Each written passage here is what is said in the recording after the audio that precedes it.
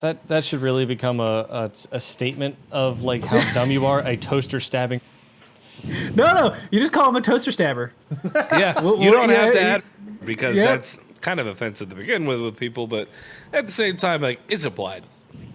Like you're on that level. Well, no, that to me, like, you know, when you talk about retardation, it's done on a level typically where you don't have control over it. These people are just fucking idiots. So they're toaster stabbers. That's what they are.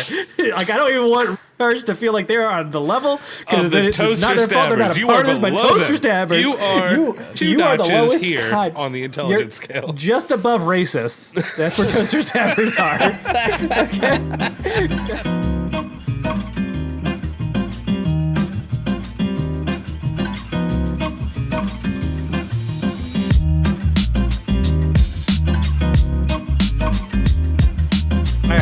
Clink, clank. Clink, clank. Clank, clink, clank. Clink, clank. Clink, clang, the aforementioned steel-type Pokemon I reference every single time we make that joke. All right, hello, and welcome to Strange Happy Hour. I am one of your hosts, Brent, the Jesterhead Metcalf. Along to my left, The Dispatcher, Mark Plover. And on my right, Handsome John. Handsome John, indeed. Of course, we come to you each and every week with usually one, now 2 episodes, but this week you get 3 chances to watch the Happy Hour crew interact because Xbox had their July 2020 showcase, their gameplay showcase. So that is our big topic for this special episode number 79. What is it, Dispatcher? 79.1. 79.1 for this one, yeah. 79.1. Here we are going through the conference, and we're gonna hit some high notes, and then we're gonna kind of discuss our own thoughts and feelings with the overarching question at the end of our episode going to be, where does this leave Xbox compared to PlayStation? If you hear dogs barking, I apologize. I have a lab mix that loves to bark at random things. I'm hoping our house isn't haunted at this point. But of course, in our description, you will find a link to our Google Doc where we have all kinds of resources. We have a Kotaku article detailing all the big announcements. John found a Wired article that has all the trailers broken out there as well. There's the YouTube of the full conference, and then a couple of other articles that I thought were interesting surrounding this conference. But I think it's now time to kick off, and we'll start with the pre-show, which I'm not sure if either of you saw because the pre-show is not officially part of Xbox's conference. It's actually part of Jeff Keighley's Summer of Games. So for an hour, he had various guests, some of them YouTubers, some of them personalities, gamers, all involved. Like Danny O'Dwyer from NoClip was on there. Lana Pierce from Funhouse was on there. Matt Pat from The Game Theorist was on there. And they made a couple of announcements, definitely some lowball ones. Dragon Quest XI coming to Xbox. So this is the first Dragon Quest game to come to Xbox, which is kind of a big deal. Yeah. Because Dragon Quest is fighting with Final Fantasy for number 1, number 2 slot on JRPG that takes over the world. Persona's coming in at 3rd, and I know fans of Persona are out there yelling at me right now. I love Persona too, but if you're talking about sales, it's not even close. Like, don't even damn me. Yeah. Not even close. But also what's interesting is that this is the version that released on Switch. So when I always thought that's what S meant, was Switch, and apparently it's being special, I guess. So the game originally launched on PC and PS4 what's 2020? So 2018 in December. They then released the game on Switch and the S version on PC in 2019, and now here in 2020 coming to Xbox in December. December 4th is actually the date. What they don't tell you, because it's an Xbox conference, is that S version's coming to PlayStation and PCs. Like, it's going everywhere. So it's not just going to be on Xbox. Yeah. But it'll be on Game Pass, which is something that you will hear a lot. I'm gonna announce it now, and we'll touch on it some more. But every game announced in this conference, in the pre-show and the conference itself, will be on Game Pass. So yep. We'll talk about the benefits of that and why that's so important as we move on. After that, they have Mecca, which is a free-to-play first-person shooter. It looks okay, honestly. I don't really know what to think of it at the moment because the trailer looked fun, but much like most first-person shooters, it's a first-person sci-fi shooter. So it's like, okay, how do you differentiate yourself from Halo or, you know, even something like a BR, like, oh my God, Apex Legends. Sorry. Whoo, man, my brain went hard reset. After that, there was a creepy little cartoony RPG, Echo generation revealed. A lot of people were saying that this reminds them a lot of Stranger Things. It has a voxel look to it that reminds me of something like Minecraft Dungeons that just released recently, or something like Resogun. Like, it's very blocky, but creepy, interesting, looks cool. Oh, you played a beta game that was kind of like that. It was a story-based game, though. Can't remember what it was called. Dragon Quest Builders. No, it was a creepy game, but I can't remember it. Okay, that's fine. Can I say I do like the art style with this? The colors are very vibrant. It's very contrasty. For Echo Generation? Yeah. Yeah, it looks really cool. Actually, of the pre-show, that was the one I was the most impressed with, aside from the final announcement, which we'll get to here shortly. They also announced Hello Neighbors 2. Hello Neighbor is actually kind of like a surprise hit that I believe, Microsoft bought that studio. So, not surprised. This is one that is a hit with the same generation that loves Five Nights at Freddy's, Minecraft. Like, my brother Alex, who's currently 14, like, used to love this game when it first came out. Like, he and his friends, this is their thing. They would swap between this, Minecraft, and Five Nights at Freddy's. So, it's a little sneaky thing where you got to hide from your neighbors. Kind of creepy.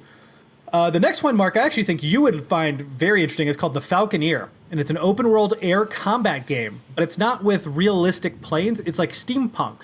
So you'll have zeppelins and stuff that you would fight each other. It actually looks really cool. I was quite surprised by it. I like the concept of an open air, kind of open space world area where you can kind of go around and also dogfight. Yeah, So- I mean, I'm looking at imagery right now anyway of it, like some of the art style and whatnot. It's definitely a lot darker than I would have anticipated something like that. Usually whenever you talk about like, I don't know, arcade style, like air combat like that, it's usually a little bit upscale. It's a little cartoony, that kind of thing. But this actually looks pretty neat. Yeah, I actually was quite surprised. Again, oh, excuse me, died over here. I was quite surprised on how interesting it was to me. And I like falcons, I like birds. Like, Falcon Age is a VR game that I still have yet to play, that I still want to play because it has a falcon in it. Literally, that's the only reason. So, the fact that you get to ride a falcon, like, yeah, sure, that sounds fun. Sure. And the final big announcement of the pre-show was Balan Wonder World. So this is the newest game from Square Enix's new studio. They teased this studio last week that it was going to focus on some 3D action games. It is involving the creators of Nights into Dreams, which is like the Sega Saturn hit game that you get to like fly around as Dream through people's dreams. Is very cool. And then the creator of Sonic. So they're coming together to form this studio to make this game, and it is a 3D action game. I won't call it a platformer, though it looks like a cartoony platformer. But the whole concept is that you play as a character who has the ability to swap between 78 different costumes, and each costume has a different ability. So think Mario, except they're really extrapolating out how many costumes there are and what they do. I was going to say, the developers, whenever they were talking about it after the presentation anyway, they talked about it being a 3D platformer. Yeah, okay, so that's fair. Yeah. It didn't look very platformy to me, so I was a little hesitant to call it that. It looked like, I don't know, it looked like a 3D version, like one of the older 3D versions of Mario, like, what was it, Mario 64 or something like that. Yeah, which is interesting because it's not the only game I got Mario vibes from, and we'll talk about that. But, I thought this was an interesting, for sure, to see these kinds of announcements. Again, they're all very softball. I wouldn't say anything major here. The Balan Wonderworld is definitely one I was not sure where it would end up. Like, it's not the biggest announcement in the world, but being in the pre-show, I felt like it actually kind of got underserved because not everyone saw it. Again, like, you two never watched the pre-show. No. So there's plenty of people out there who just missed it. Not that I didn't intend to. I was just trying to get the meaty chunk stuff because I couldn't watch a 12 noon show. I was like, I got a life. Yeah, I mean, I can tell you straight up, like, the next one that we're going to mention, it was easily the only one that I really even gave much of a crap about for this. But that isn't to say I didn't get interested in some other trailers that came out here. Oh, yeah. Gotcha. Yeah. For sure. Well, now I think it's time to go into the main show, and we're going to start off with exactly what Microsoft did, firing the big guns right away, Halo Infinite. 12-minute demo. It was actually 8 minutes of gameplay, 4 minutes of talking about the game, and also a little bit of story in between. Yeah. Which honestly looks interesting to me. I don't play Halo. Yeah. So I'm going to give it to you two because you two are the people who have in the past appreciated this franchise. So 100% added for the new or created for the new Series X with ray tracing enabled, upgraded graphics capabilities, of course, brand new CPU options available to them, faster storage and whatnot. Obviously makes this game look wonderful. First off, the whole cinematic bit Very to this, cool. awesome. Like the individual fibers of like the carbon fiber system that they use, or the titanium fabric that they use, for the suit, and how they forge the armor that's on it and everything. Super impressive to watch, them like really take a 3D, really detailed look anyway in the suits anyway, and build them, like show the build process of one of them. I felt like the directors of Westworld made that part. Yeah, for sure. I was like, it feels just like that. Yeah. But Master Chief, Halo Infinite, it's definitely a different take with the grappling hook. Yes. Yes. Oh, so Master Chief Doom Edition. Yes. Yeah, pretty much. I mean, like it was really interesting to see him grab. I don't even remember what the hell they're called now. I'm so far out of the. Whatever it was, the fuel rod or something like that, and then chuck it at the turret. And chuck it at someone, yeah. I thought that was great. I didn't see it do any damage, though. But it knocked the person off the turret. Oh, no, he shot him off the turret. Because I saw the splash damage. I was like, oh, cool. And then I saw him have to aim and then headshot him off of it. So I was like, okay. Well, it looked like, to me, he had knocked him off. Maybe there was a skip in our stream. Yeah, I don't know. I thought it had killed him as well, but no, but it like the grappling hook's an interesting extra feature to this, I think, because it adds some extra explorability to the maps. yeah.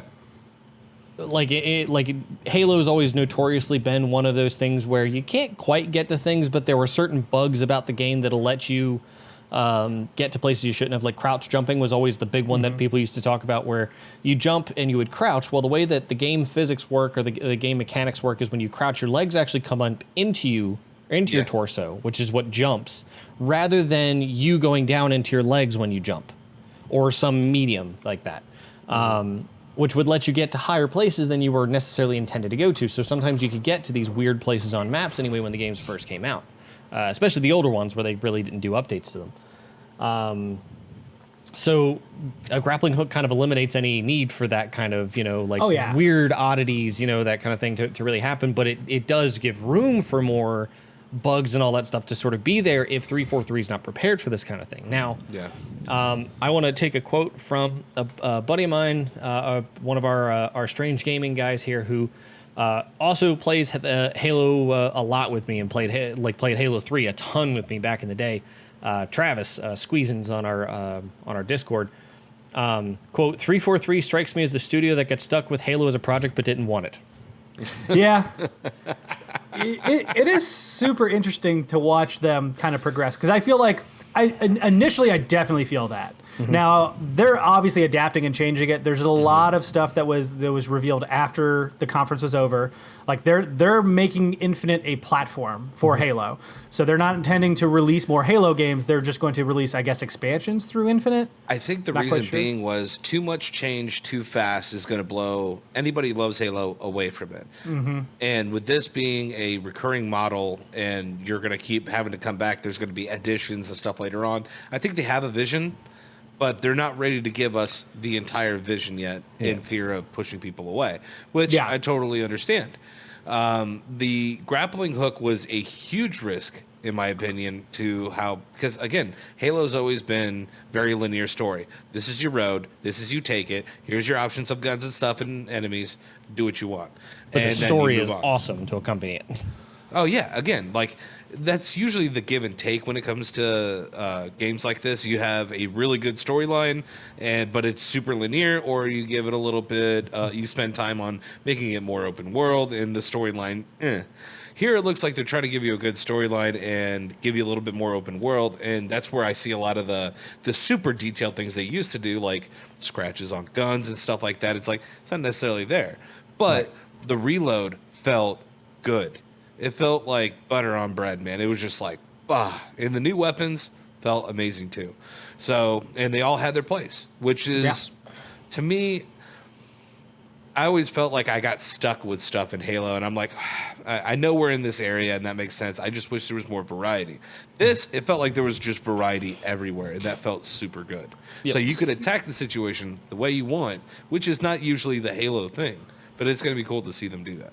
Yeah, the Halo way is usually shoot as much as you can. If you don't kill them by the time you get close enough to them, smack them, and then they're dead. Yeah. Like that is the consistent strategy and formula to playing Halo. Take out the shield. Bap. The only thing that matters is whether or not you kill them fast enough by shooting them in the head versus the body, and that's usually it. The first thing that struck me very odd was the map and the size of the map. Like looking into the map when they're showing it in the demo, it's actually quite large. Oh. And then 343 has actually come out after the fact and said that that is intentional. Like they want to make a space where players can explore if they so choose. You don't have to. You can continue forward in the story and figure it out, but you'll be rewarded if you do with new weapons, new experiences. Like all of this is going to kind of happen. So it honestly hints to me of like, hey, we're going to have things like side quests and whatnot. And we won't call them that because that'll scare people away. But, you know, having a more robust outing that also allows players to play how they want to, I think sounds great. Yeah. See, the idea of them making side quests for weapons to me is a little bit interesting. So the whole principle of Halo is that you're never usually attached to your weapon. Yeah. You'll start with an assault rifle, a battle rifle, a sniper, or something. You know, whenever you first start. You want to keep them, but they make you get rid of them. Right, It's but the most after frustrating about thing in the world. after about like 2 to 3 minutes with it, you're already running out of ammo. Well, the thing is, you're fighting against the Covenant, and you're not getting anybody else who's dropping assault rifle ammo. You don't see drop pods running around anyway with ammo in them. So suddenly you're picking up spikers. You're picking up plasma pistols. You know, whatever. You know, and realistically, I'm curious to see how this works. Now, the interesting part about this preview was it shows sort of a different force that's come in and taken UNSC bases, which means that there is tons of UNSC weaponry around. So if you wanted to get ammo for your BR or assault rifle, something, you know, like it's available. But I don't know. I'm intrigued to see how they really kind of play with that, if that's going to be some sort of a benefit there. Yeah, I agree. The movement felt good. The drive, the Warthog, it felt like it always did. Oh yeah. Mm-hmm. I mean, the way that it took the turn, I was like, they didn't change a thing on that. So, but the detail too with the characters did feel good. Watching the cutscene, I mean, the way the hair looked, the way that everything, that it didn't feel sluggish. Like it felt good. So it felt like that Halo 3 kind of cartoony look to me to some extent, but like I feel like they could, and this is my criticism, I feel like they could have done better. Yeah. So, for example, if you see the Wait, you have an opinion? at the end of this, Son of a bitch. The villain, right? At the end of at the end of the trailer, the big grand villain. To me, he's too, and this is the same thing I saw pretty much with everything else in the game too. Is it looks too shiny, it looks too reflective, which is great for extenuating like the ray tracing capabilities of the new console and the new game and the way that you want to design it and all that stuff, because you see light on everything in different ways. Well, you usually saw that with the Covenant stuff. There was usually a lot of light. Right. But it didn't look natural to me. Like the fact that his head was so shiny on one side and then his shoulder was super shiny or whatever, it just didn't look. I don't know, it didn't look like skin to me. It didn't look like flesh. Didn't like of the any kind. dialogue more than I was paying attention to the reflection of the light. I was listening to his dialogue and I was like, I was Master Chief. I'd be like, yeah, whatever. Click. Yeah, I mean, he was pretty creepy looking, but I think there's plenty of refinement that they could have done to make him look better. Honestly, like this is and you know, I'm a fucking nerd, so you know this is me staring at the character model the entire time, but his teeth distracted me so much because whatever light source they had on his face, and then another light source behind him was reflecting off of his teeth so much that I could only really focus on the shine that came from that because it was like a mirror reflection. It reminded me of Barak. I think it was Baraka or Barak from Mortal Kombat.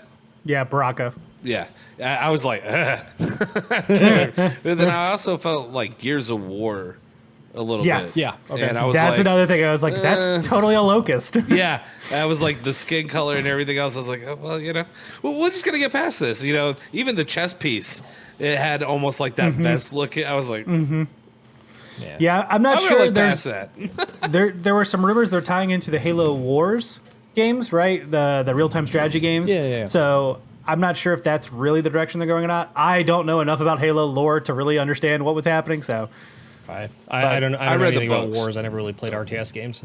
yeah, it looks good though. I think they're heading in a good direction. My only qualm is I really wish some of the details that we're talking about here they had discussed because, in my opinion, there's things in this conference that could be cut out. And if anything, like you're trying to show why Halo Infinite's going to be your big banger come around holiday It's 2020. holiday 2020, and I'm sure they're Yep. going to want to use it to try to hype people up too. So they don't want to give away the whole coup de grace just yet. That's fair. And That's there's not, and again, we got a couple of games coming out in early July or late July, and everything else was either slated holiday 2020 or nothing, but just a 2021 or nothing at all. So Yeah. I mean, they're probably keeping it like, we really want it to sell consoles, so we're really gonna like grind it here soon, but not blow our load all at once like Mark. Or Oh man, it's raining sideways. I was wondering why you keep turning around. I got nothing going on over here, but maybe I should warn the wife. It's quiet here, so. I would. So the next thing they announced was State of Decay 3 with just a cinematic trailer. It Looked it's beautiful. The cinematic trailer looks great, but that's not State of Decay. That's know. not how it plays. Yeah. So it's like, cool. I'm sure people are excited to see a third one coming. It was just a cool video. I was like, man, let's just make a show like this. Let's do that. Like her just screaming at a wolf. I was like, that's intense. That was intense. That was really funny. I was like, maybe she's the monster. And then you get to the deer eating the wolf, and I was like, this is fascinating. Well, But look at that. he's just like, and then he screams back at her, and it was, and it was just, it was just so guttural. Like, it just got into you, and I was like, it felt good. But I know a lot of people are like, what State of Decay 2 didn't get received very well, right? It was received well enough. I think the people who like State of Decay liked it. Anybody else who was looking for a fresh or new experience was not going to get it there. I'm not gonna be happy until I get Left 4 Dead 3. We're going to talk about a few things that as we go on, but State of Decay's announcement trailer I think is kind of a trend I saw a lot in this conference. Like the next one, which comes is just the Forza Motorsport, which is again just a cinematic. Like It's a ray tracing wet dream. Yeah, like it could have been made with in-game graphics, but they did not make that clear. To me, it just looked like a cinematic. We don't even know anything else about it other than it's literally just a Forza Motorsport. They didn't give it a title or anything, just Forza Motorsport. Yeah. So now they could be going the Halo Infinite track again of being like, hey, this is the platform now. Instead of buying a new Forza game, you're just going to experience this, especially since everything's moving to Game Pass. Yeah. So I mean, that is actually a fair comment, especially with everybody showing like all the cars coming down, like almost like they're gathering everything together, and I could see that being a possibility. I like that. Yeah. I didn't even think about it. We'll know more when they announce more because they literally gave us 30 seconds and walked away. After that, we got to see some more of Rare's new game, Everwild, but once again, it's in-game graphics. It was very obvious. Like, this wasn't nearly as cinematic as the previous two trailers, but we still have no clue what this game is. There's no real... You're a character who's imbued with nature. That's about all I got out of it. I mean, correct me if I'm wrong. It looked interesting. It's got my attention. I want to see more. Yeah. After that, we got Tell Me Why, which is coming from Don't Nod. These are the people who have... Super Ain't nothing but a excited. heartache. Probably the most Ain't nothing exciting but a heartache. game on this list for me entirely. Though I there's a lot of games I'm excited for, and this one really caught my attention. Absolutely. Well, this is the same people who make... Life is Strange. There we go. I love it, and it looked beautiful too, and I like the way they do storytelling. I enjoyed Life is Strange. I know they didn't do Before the Storm, but I'm assuming they did do had two. to work. Huh? They did too. They did too. Yeah. Did they work with them on Before the Storm? I would imagine. I would imagine so, but I'm fairly certain Square Enix owns the IP for Life is Strange, so It could be going. they could have just gotten anybody. They also made one of your favorite games of PS3, Remember Me. Oh yeah, that's right. Yeah. Actually, it wasn't one of my favorite games. I just liked it where everyone else hated it. I still can't figure out why. One of John's favorite games. Looks cool. It's very, very murder mystery have a feel to it. So very excited to see what else comes out of that. The first chapter drops actually August 15th. I'm so tired of these episodics. 27th. Just give it to me all at once, damn it. I'm fairly certain also that's not an exclusive to Xbox. So. No, I don't see that being a possibility, to be honest. August 27th. 27th? That's what it says in the Kotaku article, yeah. Hey, I'm with you 100%. You know what I did is I wrote a random date in August so that I could correct it, and I never did. So their next announcement was an Xbox Series X version of Ori and the Will of the Wisps. And this is easily one of like the major pitfalls of the conference for me, where I felt, why are we wasting time on this? Not that I don't think Ori is worth it, but this is a tweet. This is not something that you announce at a conference to show everyone, here's the powerhouse of games we have for our next console.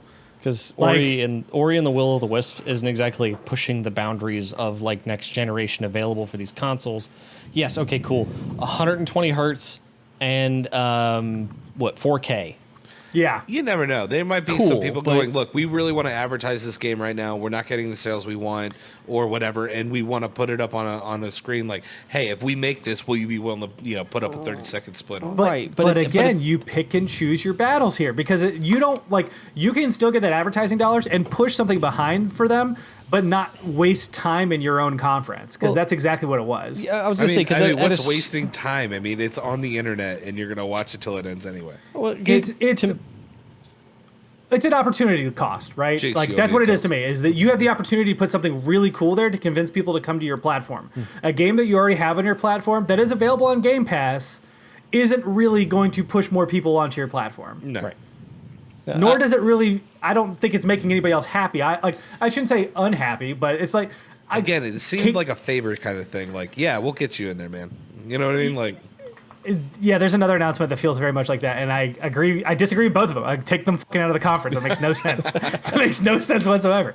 As a matter of fact, their presence brought the conference down for me because it was such a jarring, like, oh, wait, this is so, one of these things is not like the others. This doesn't make sense. It doesn't belong here. Yeah. Why would you do, okay, Yeah. Whatever.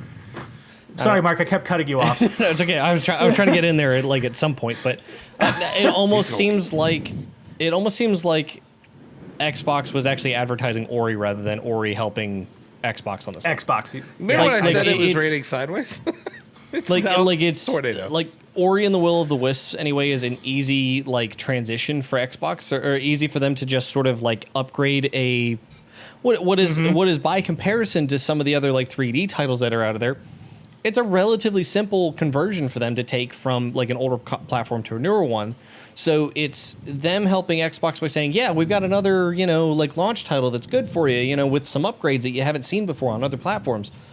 But realistically, if Ori's really not doing that well, at the point that like they're going to need to like make this available for Series X specifically, then they're falling behind. Then they're on here because Xbox is doing it for them, not necessarily the other way around. Yeah. No, I agree. I agree entirely.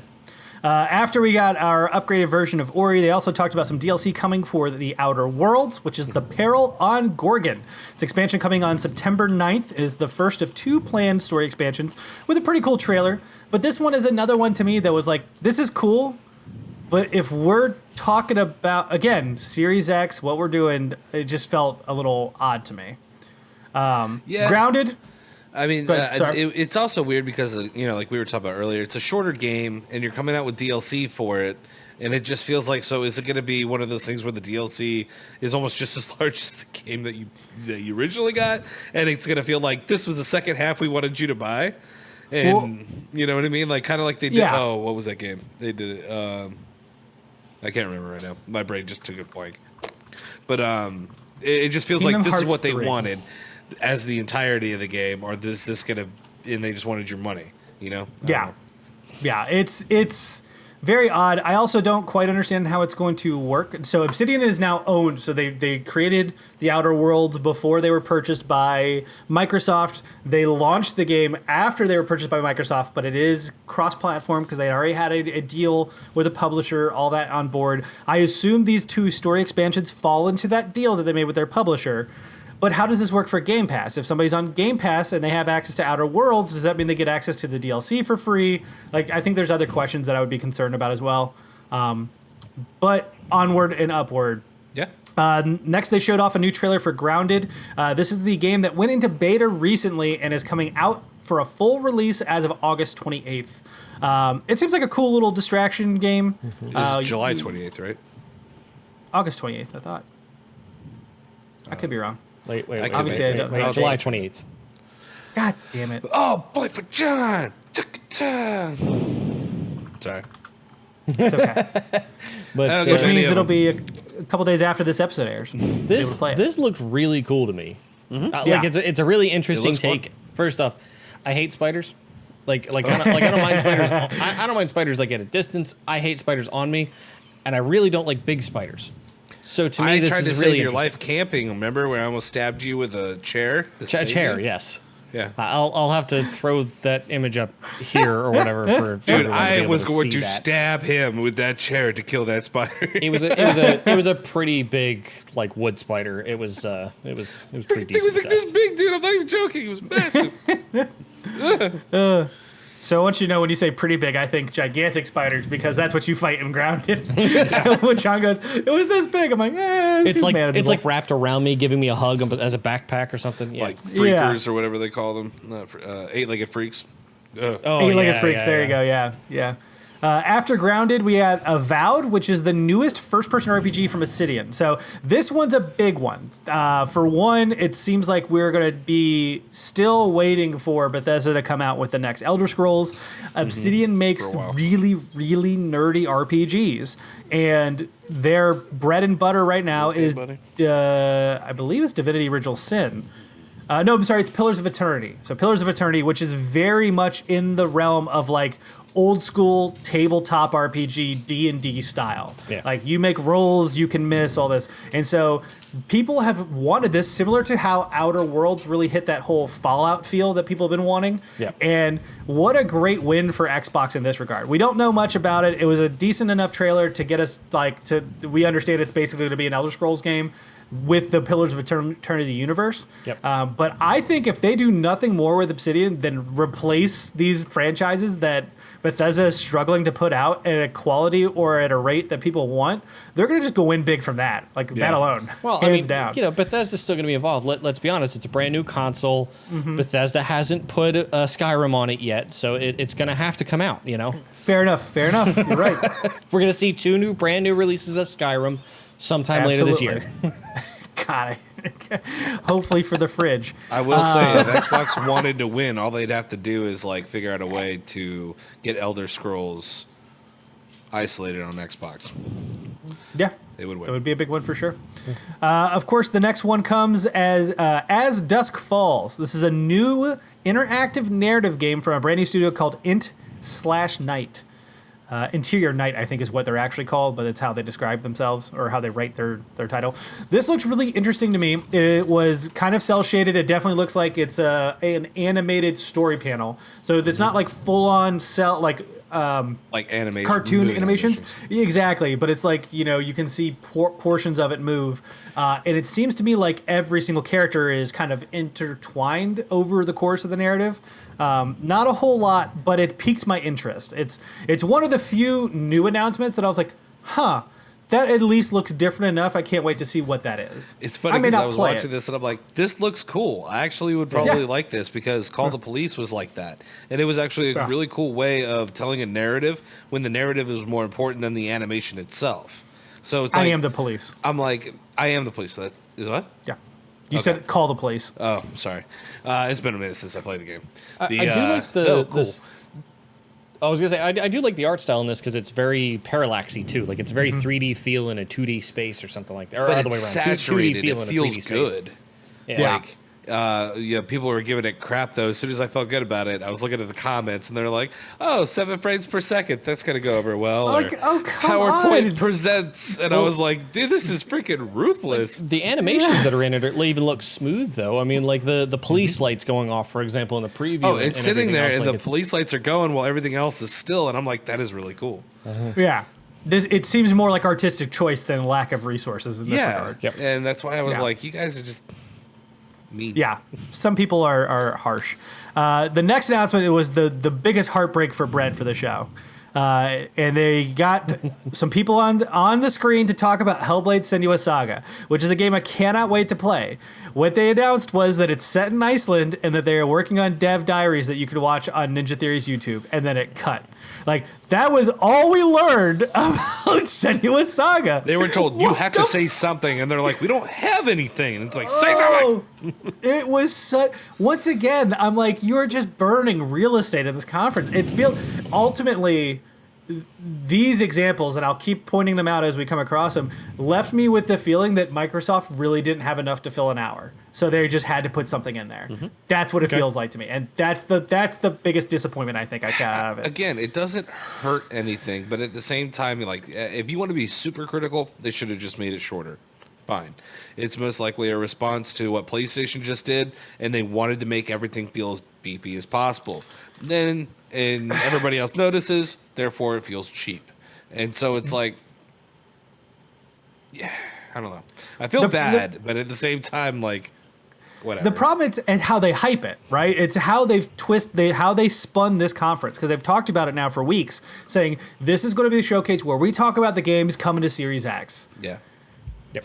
And they're not wrong, but they also weren't right. Right. Yeah. Yeah, that's the best way to put that. The problem. Moving on to the next one was really cool, like complete opposite, where we got Psychonauts 2 did a very different take of showcasing what they're working on in the game. It was Tim Schafer interviewing and talking with Jack Black as he started singing a song while they showcased some of the gameplay. And when I mean some of the gameplay, I mean like he sang for a minute and there was gameplay. And it's Psychonauts 2 gameplay. You could tell it's new. But what a different way of... It's a very Double Fine way of just showcasing their game. And having Jack Black there in the studio singing a song. It was very odd. I saw the gameplay on that. I was like, it's just not my game. Like, it's just too much for me. It's like my brain was having trouble just watching the video. It's a lot. The thing I've seen is Charlotte. It's Sergeant Pepper in the Yellow Submarine or whatever. Like the Beatles. Yeah. Lonely Hearts song and that. Yes, thank you. Yeah. Like that whole like trippy, just everybody's on drugs and having a good time. Take LSD. This will make this easier to digest. It felt like it, but it looks cool. I'm all about Psychonauts 2. I felt a little upset, like it was a pump fake, because Jack Black has worked with Double Fine on a game called Brutal Legend on PS3 and 360. So when I saw him in studio, I was like, no fucking way. Are they really doing a sequel to Brutal Legend? What a fucking win for Microsoft. Nope, just more Psychonauts 2, which is fun. People will be excited about that. The next one is is Destiny 2 coming to Series X and Game Pass. It looks cool, but yeah. I'm not a Destiny 2 person. When I saw the beginning of this, I was like, oh, like I didn't realize it was Destiny at first. Yeah. But then when I saw it, like I kept seeing this whole like fractal art style or whatever coming out all the time, and I was like, did they really build an entire game off of just like one art style for one particular type of hit? And then I saw it was an expansion. I was like, yeah, they did. Yeah, they did. It's called, what is the expansion called? It's called Beyond Light. Yeah. So it's coming to Game Pass. If you have Game Pass Ultimate, you can play it from the cloud on your mobile phone, which is cool. You will also get the expansion if you have the Ultimate Game Pass, not the regular. But once again, why are we wasting screen real estate on Destiny 2? A game that came out, 3 years ago now? At least, right? Just seemed very odd. Yeah, seemed very odd. Yeah. So all of the rest of the announcements are either console launch exclusives or console exclusives for the platform. Now, not to say that any of the games above weren't, but they made it very apparent that these games are console launch or console exclusive. They actually stopped the show to make that apparent, which I thought was really weird because, like, but Senua Saga is console exclusive. Okay, whatever. The first one being Stalker 2. This is going to be announced as a launch window exclusive on Xbox. It'll be on Series X and I believe on Xbox One. You say launch window, but they didn't even give it a 2021 date when I watched that video. Correct. They explicitly said in the little subheading at the bottom of the screen, launch window exclusive. That's the only way I knew. Microsoft likes to throw these words around. Just curious. No, not the console launch window, the game launch window. Okay. So when the game launches, it'll have a window of exclusivity until it's available on other consoles. Then that makes sense. Man, God, what's up with these guys making this so damn complicated? Holy shit. I agree entirely. I think my favorite comment was somebody talking about how they're pissed that Stalker 2 isn't exclusive because it won't be broken like it is on PC.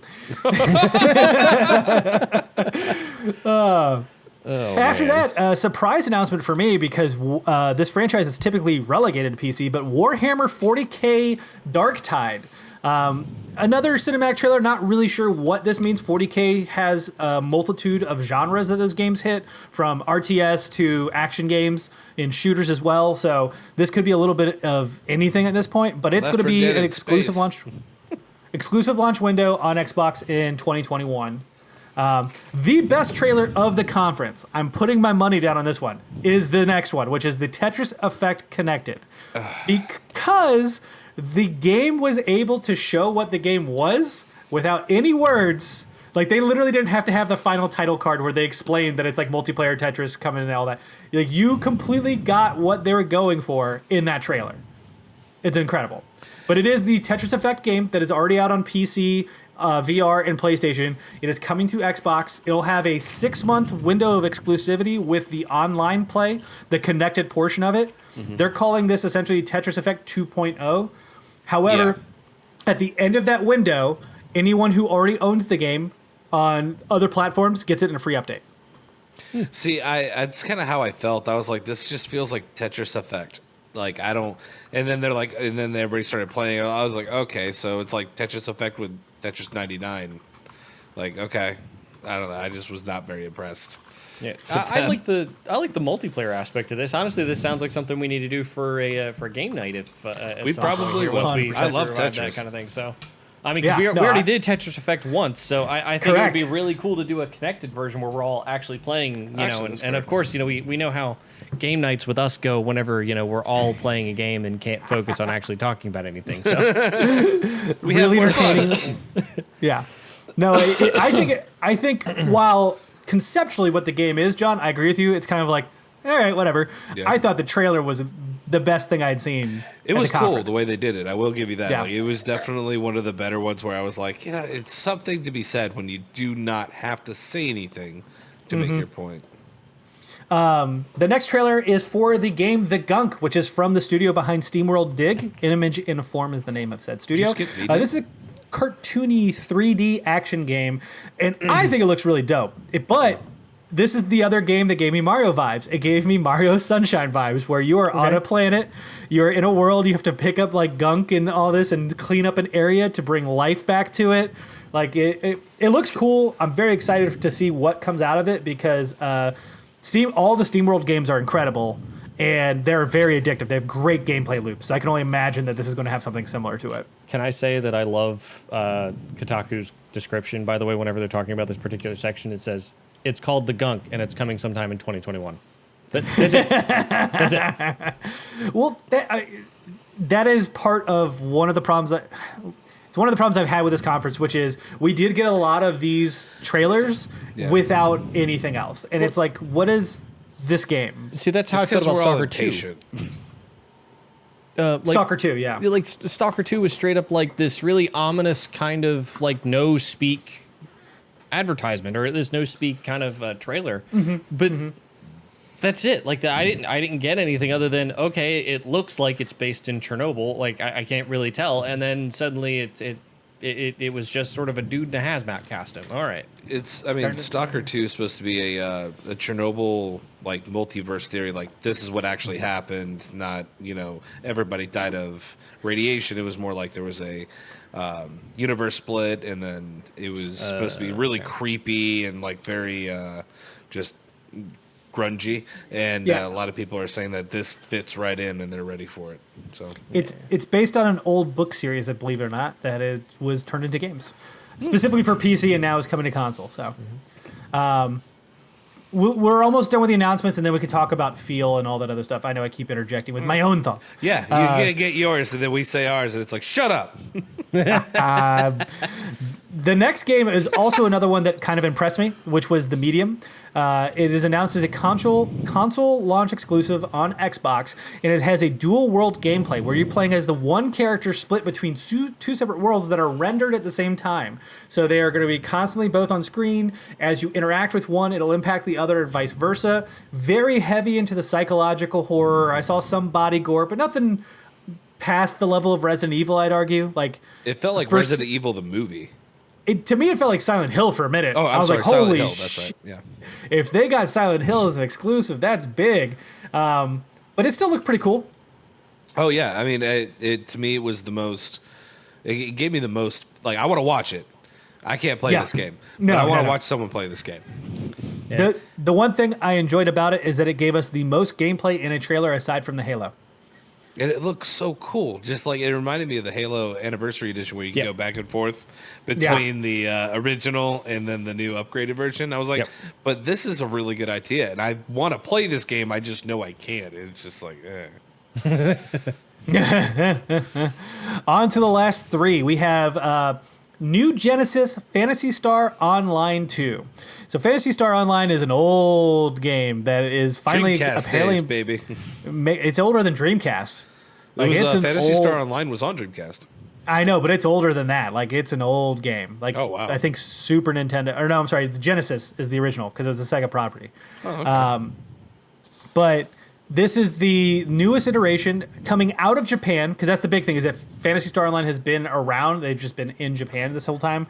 Coming as a launch exclusive to the Xbox. It is a Phantasy Star for the modern era. It looked really cool. Some of the gameplay was interesting. I'm kind of curious to see what this is, because Phantasy Star started as a game that's emulating an MMO. Then it became an MMO. So where does this lie? Are we an MMO? Are we emulating an MMO? Which one? Not quite clear on that. But the combat looked fun and interesting and colorful. Looked very Japanese, Monster Hunter-esque. So. Yeah, it was developed by Sonic Team, published by Sega in 2000 for the Dreamcast. It was the first online RPG for game consoles. So it was a big deal. Boom. Yeah, it is. So that's really cool. Seeing that collaboration with even, current and ex-Sega people with Xbox is always fascinating to me, given the history of Sega and Xbox. Very cool. So after that, we got Remedy's newest game, which is Crossfire X. This is announced as a console launch exclusive as well. It will have free-to-play multiplayer that will be available with a Games with Gold subscription. But its story mode will be something separate that you will have to pay for or get on Game Pass. Interesting. Yes. Remedy makes some really trippy games. This game looked way too much like Call of Duty or a typical shooter, so I would like to see more. It was G.I. Joe, man. He was G.I. Joe from Snake from G.I. Joe. I was like, dude, I thought it was a G.I. Joe game at first. I was like, this is great. I will put 3 games together in this. Okay. It looks like Call of Duty mixed with Battlefield, mixed with, actually, hell, I can almost put 4 games into this. Mixed with Metal Gear Solid. Yeah. Mixed with a little bit of Crisis. Yeah. Ooh. So I thought it was Crisis. And the, what was the other one you said? Not Metal Gear Solid. Gear. No, the other one. Battlefield and Call of Duty. Battlefield. Battlefield is what I got Like from it. I was like, the FPS factor of it looks like Battlefield. The storyline aspect of it looks like Call of Duty. There are certain fight aspects to me that look like Metal Gear Solid, a little bit goofy, but kind of neat to work with. But then Crisis is straight up just that like cinematic effect, the entire time. Yeah. No, it definitely looks like it could be something interesting. Remedy does make interesting games, and they make good games, so I'd like to see more of it before I have any final thoughts. And then rounding out the conference comes from Playground Games, a reboot of the Fable franchise. And how do we know that? Because there was a ferry that a frog ate, and then a city shown, and Fable put on the screen. And that's all we get. That's how you know Fable's back. So just for some comparative factors, because they're competitors, whether Phil Spencer likes to believe it or not, there are 21 announcements, if I counted correctly, not including the pre-show. There were 26 at Sony's conference last month. Of those announcements, one of them for Microsoft two of them are DLC. One of them is an enhanced version of an old game, and 1, 2, 3. Sorry, I'm doing some counting here. I'm wrong. 4 of these games are games we already knew about. For reference, Sony's had no DLC, no enhanced versions. Had one game we had heard of previously, which was 2 games we had heard of previously: Godfall and Ghostwire Tokyo, and that the rest of them are just brand new games. So, thoughts and feelings. I've talked a lot. I think it's pretty indicative where I fall on this conference and this lineup. I think the first comment on this Kotaku article sums it up pretty well. That was honestly pretty disappointing. Oh, wow. Yeah. No, but the guy who posted Archronos anyway. There were some pretty cool games shown, but the presentation was as a whole was super light on gameplay. I agree with that wholeheartedly. Yeah. It just seemed like an indicator that most of the Xbox Series X stuff was too early in development to properly show off. I agree with that as well. It also makes sense that 343 being a first-party studio is going to be the one that has the most gameplay to show off and the most interesting one to sort of like be ready for this new evolution. I don't know. The guy also goes on to say the big one surprise that was Stalker 2. So he's like that. So that was cool, I guess. But yeah. But it's.